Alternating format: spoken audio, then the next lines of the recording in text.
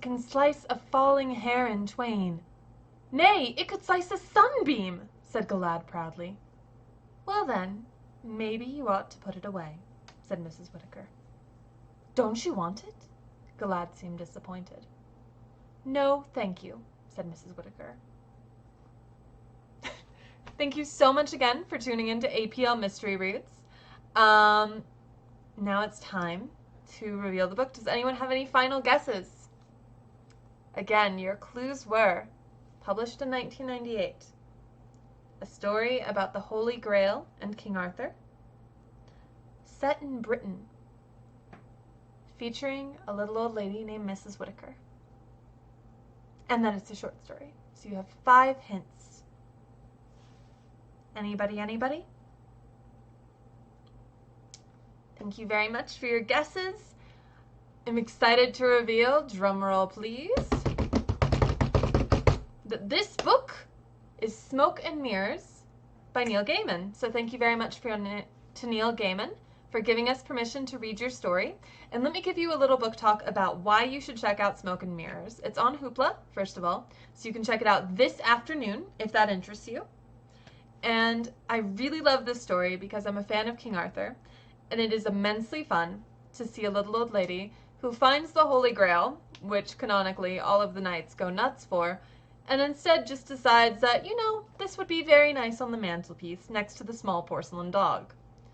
There's a lot of fun twists in this story, as the brave knight Galad offers magical item after magical item to Mrs. Whittaker in an attempt to get her to please give him the Holy Grail.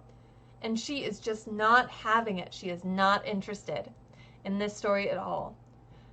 One of the ways that you can tell it's Neil Gaiman is that it's told in that humorous tone. A lot of Neil Gaiman's classic retellings have a humorous tone. And what's immensely fun is that this short story collection, Smoke and Mirrors, has a more humorous tone than most even. So what we've got going on here, again, this is a 1998 short story collection. Its full title is Smoke and Mirrors, Short Fictions and Illusions, which is fun. And so we've got some fun stories in here. We've got a story about fortune tellers. That's the very first one. We've got this story about chivalry. And we've got a story about a very short one used for a Christmas card, only 100 words. But then we've got a lot of retellings. So we've got a retelling of The Three Billy Goats Gruff called Trollbridge. We've got a retelling of an opera called The Queen of Knives, and it's about stage magic. And it was written specifically for the opera. We've got a pastiche of Lovecraft called Shoggoth's Old Peculiar, which is another one where there's a mysterious conversation and a strange visitor, but this one takes place in a pub. We've got a Beowulf retelling as Baywatch, a futuristic episode of Baywatch. So if you were wondering, where does Beowulf meet Baywatch? Well, check out the book Beowulf. Hilarious, right? We've got 15 painted cards from a Vampire's Tarot is one of the collections, and that is, as the name implies, it's a series of short stories, all focused around tarot, but with vampires. We've got a short story inspired by a statue. We've got a couple of stories about the end of the world in this collection. We've got a retelling of Genesis called In the End. And we've got a story even written to benefit PETA. And we have a retelling of Snow White, a really creepy retelling of Snow White, actually. I don't want to spoil anything, but it's called Snow Glass Apples. And if you haven't read it before, you definitely should seek that out, because I read it, and now every time I hear Snow White, I just kind of give this, instinctive shudder after reading that story. So I love that, and that is one of my favorite things, is this short story collection. So if you like computers, we've got some stuff on computers in this collection. If you like classics, we've got some stuff on classics in this collection. If you like horror, it's Neil Gaiman, so we've got a decent collection of horror. And if you like humor, we've also got some humor tossed in here. So this just has kind of everything going on in this book, and it's so exciting, so you should definitely check it out. I'm very, very excited for you to read it. It's going to be thrilling. Let's talk a little bit more about the short story I read, though, since it's my favorite, called Chivalry. So it's actually been published in a couple collections. The collection I encountered it in, Neil Gaiman's Chivalry, and let me check on that really fast, because I love, love, love that story, and I'm trying to remember where I first read it. You can actually hear LeVar Burton read it. This is embarrassing to admit, but you know, reading Rainbow, LeVar Burton. If you love stories, go seek out LeVar Burton and listen to this story, so you have that option as well. I am partial, definitely, to reading it on Hoopla, so you should also check that out. But it's been in a couple of collections. And one of my very favorite things about this story is that in actual King Arthur legend, Galad is the most noble of the knights. Normally he's called Galahad. You might have heard of him like that. If you've seen Monty Python, there's a whole riff about how he's supposed to be the purest and best of the knights, and he's really kind of tired of it.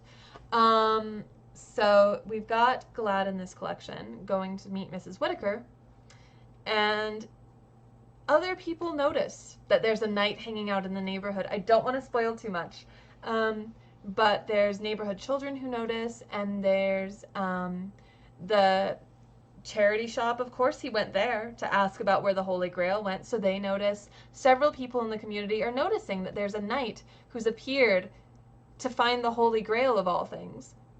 But at the same time, no one's very fazed about the Holy Grail. How nice, it's on the mantelpiece. And there's that nice little disconnection between here's this Holy Grail that actually, in some retellings, led partially to the collapse of Camelot because it distracted everyone from protecting the Round Table, and then this story where it doesn't save Camelot or doom Camelot because there is no Camelot. There's just Mrs. Whittaker and her nice cozy mantelpiece, which I love. So that's very fabulous, and I adore it. Thank you so, so much for listening to that story. And yes, it's one of my favorite King Arthur retellings. And one of the others I love. Yeah, I think I've told you all of the ones I love from this one. Snow Glass Apples, fantastic. I'm not terribly familiar with Shoggoth, but I've read some of the other retellings from this collection, and I just love them all, and I hope you love them too. So, on that note, thank you so much for tuning in to APL Mystery Reads. We have a bunch of really great programs coming up later on this week. So we have Teen Advisory Group this afternoon for any of you teens out there watching. Go check it out. Tomorrow, Friday, we have 2 gaming nights scheduled for adults and for kids. So we have a game night for teens, and that's going to be at 4:30. And then at 7, we're going to come back and we're going to have family game night. So that is the whole family, kids, adults, teens. And if you're tuning into either of those, the game is Bring Your Own Book. So you can grab any book you want and bring it, and we're going to have some silly prompts for you to answer with your own quotes. Highly recommend it. Maybe bring your own copy of Smoke and Mirrors, because Mrs. Whittaker and Galad have a lot of really great lines that you can turn around and use for this. Or you can use a horror telling of Snow White. Either one. Thank you so very much for tuning in to APL Mystery Reads again today. I really appreciate it. It's been fabulous spending time with you all. And I hope you seek out this book on Hoopla. And I look forward to seeing you again. Thank you so much.